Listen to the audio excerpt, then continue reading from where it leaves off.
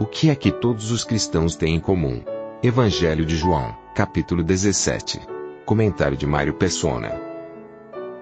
Ele fala para que todos sejam um, é o versículo 21. Mais uma vez, no versículo 20 agora, ele vai falar que não roga somente por estes, referindo-se aos discípulos, exceto Judas, mas também por aqueles que pela sua palavra hão de crer em mim. E esses somos nós. Cada um aqui tem o seu nome escrito nessa frase, aqueles que pela sua palavra hão de crer em mim. Todos os que creram em Jesus como Salvador foram lembrados pelo próprio Senhor Jesus nessa hora, na sua oração. Para que todos sejam um, como tu, ó Pai, o és em mim e eu em ti, e que também eles sejam um em nós, para que o mundo creia que tu me enviaste. Agora eu pergunto, se o mundo olhar para os cristãos, ele vai crer que o Pai os enviou? De maneira alguma hoje, porque a unidade, ou essa aparência externa de unidade, é a última coisa que existe hoje na cristandade. E é uma questão tão esquisita, porque qual a única coisa que todos os cristãos têm em comum? Todos os salvos por Cristo têm em comum. Eles podem ter diferenças de cultura, diferença de conta no banco, diferença de cor de pele, diferença da casa onde mora, diferença da língua que falam. Eles podem ser diferentes em todos os sentidos, mas só tem uma coisa que todos os cristãos têm em comum e que ninguém pode tirar deles. É o nome de Jesus. O nome de Jesus é o que marca cada cristão. E a única coisa que eles têm em comum. Qualquer coisa que os cristãos acrescentarem que não seja o nome de Jesus, não vem de Deus. Vem dos homens, vem de ideias, vem de uma série de coisas, não vem de Deus. Isso não é de hoje. Quando nós pensamos no povo de Israel, que é o povo terreno de Deus do passado, que Deus escolheu da terra para habitar na terra, com promessas terrenas, nós aprendemos que o mesmo princípio já valia para Israel. E esse princípio que vale hoje para a igreja, que é o povo celestial de Deus, com promessas celestiais e espirituais, para habitar no céu. É um povo distinto do povo de Israel. Se a gente vai lá para Deuteronômio capítulo 12, esse capítulo explica muita coisa do princípio que Deus estabeleceu e não mudou até hoje, que é o princípio da unidade construída em cima de um nome, da identificação construída em cima de um nome só. No versículo, quando ele fala para eles não serem como os povos do mundo, ele vai versículo 3, ele vai resumir: derribarei os seus altares, quebrareis as suas estátuas, seus bosques queimareis a fogo, abatereis as imagens esculpidas dos seus deuses, apagareis o seu nome daquele lugar. Isso aqui ele estava dizendo para o povo de Israel, que era o povo de Deus, que iria entrar na terra prometida por Deus, para conquistar uma terra aqui, inclusive de espada em punho. Isso não tem nada a ver com o cristão. O cristão não tem que sair por aí queimando altares e destruindo estátuas, chutando imagens, nada disso. Isso era para o povo terreno de Deus, cuja esperança era terrena. O cristão não tem isso. Mais uma coisa é comum, que é o que ele vai falar a seguir. Assim não fareis para com o Senhor vosso Deus, mas buscareis o lugar que o Senhor vosso Deus escolher de todas as vossas tribos, para ali pôr o seu nome e sua habitação.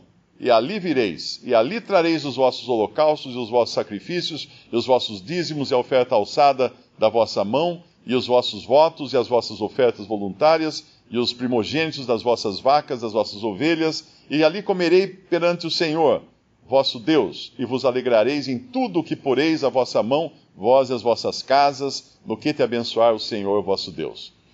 Ele vai dizer mais uma vez, tem um versículo adiante, no versículo 11, então haverá um lugar que escolherá o Senhor, vosso Deus, para ali fazer habitar o seu nome. E aí ele dá mais instruções a respeito do lugar onde o Senhor colocaria o seu nome. E ele depois iria explicar, o próprio Senhor Jesus iria explicar lá em João, capítulo 4, que embora esse tempo já tivesse passado, o princípio permaneceria o mesmo. Porque para um povo terreno, Deus escolheu um lugar físico na terra.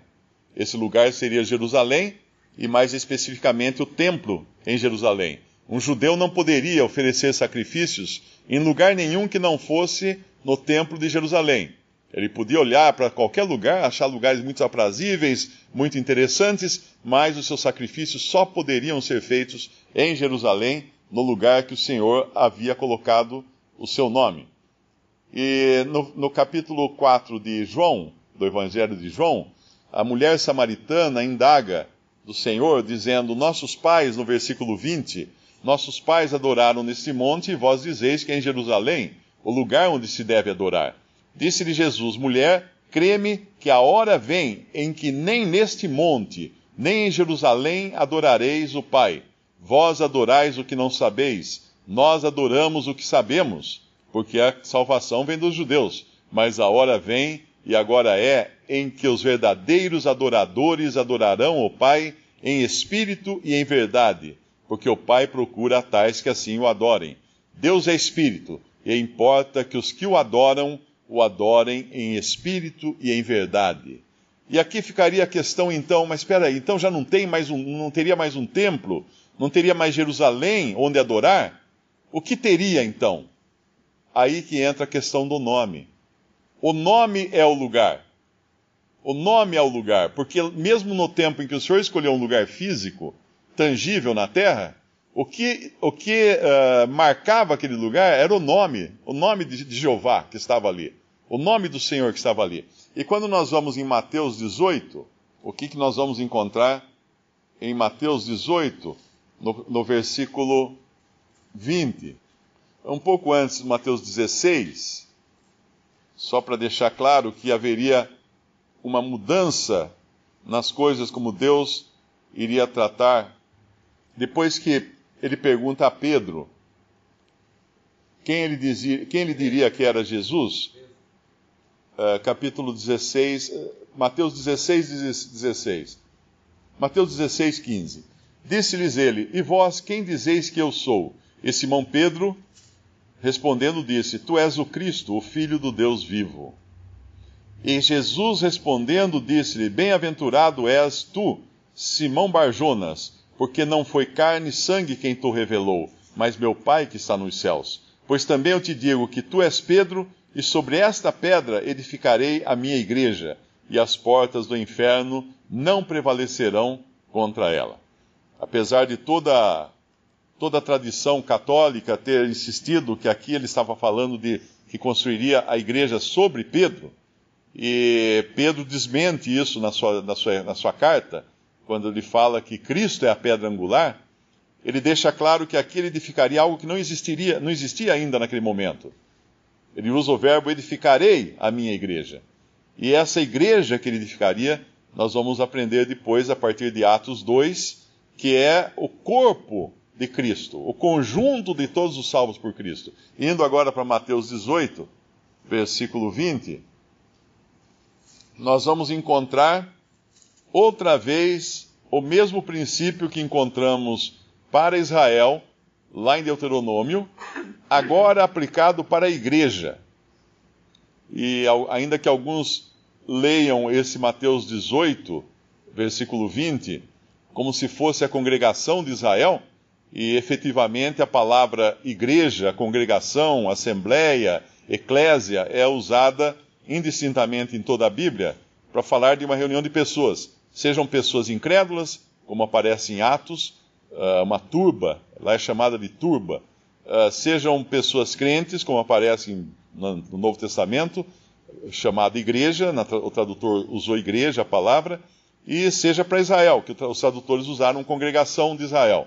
Mas aqui está falando dessa igreja que seria construída, que Jesus edificaria. No versículo 20 ele fala de Mateus 18, porque onde estiverem 2 ou 3 reunidos em meu nome, aí estou eu no meio deles. O mesmo princípio usado no Antigo Testamento para designar e identificar os que eram de Deus na terra era o nome O nome sobre o qual eles estavam é o mesmo princípio que identifica agora todos os salvos por Cristo nesse mundo. O nome. Que nome? O mesmo nome. O mesmo nome que hoje nós chamamos Jesus. E alguns insistem que tem que ser em hebraico, que tem que ser de outra maneira, mas aí é claro que nem vamos entrar nisso, porque é uma questão totalmente absurda. Até o próprio nome Jesus, no Brasil, eles no Nordeste vão falar Jesus, no Sul vão falar, em São Paulo vão falar Jesus, no Sul vão falar de outro jeito, vai mudar conforme o sotaque de cada região. Mas é esse o nome.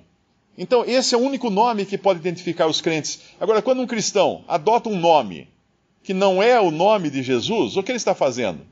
Bom, meu sobrenome é Persona, porque meu pai chamava-se Persona. E eu herdei o sobrenome Persona do meu pai. Imagina se eu chego um dia em casa e falo assim, pai, eu não gostei muito do meu sobrenome, troquei. Agora não chamo mais Mário Persona, agora eu chamo Mário qualquer outra coisa. Meu pai iria ficar muito contente com isso? De jeito nenhum. O nome dele é aquilo que me identifica como sendo da linhagem dele. O nome de Jesus é aquilo que identifica os salvos como sendo da linhagem da nova criação que agora há em Cristo Jesus. Então, qualquer pessoa que adota para si um outro nome para se identificar como cristão, está desonrando a pessoa do próprio Senhor Jesus, como eu desonraria o meu pai, eu teria desonrado o meu pai, se eu adotasse um sobrenome diferente daquele que era dele. Visite Respondi.com.br. Visite também 3minutos.net.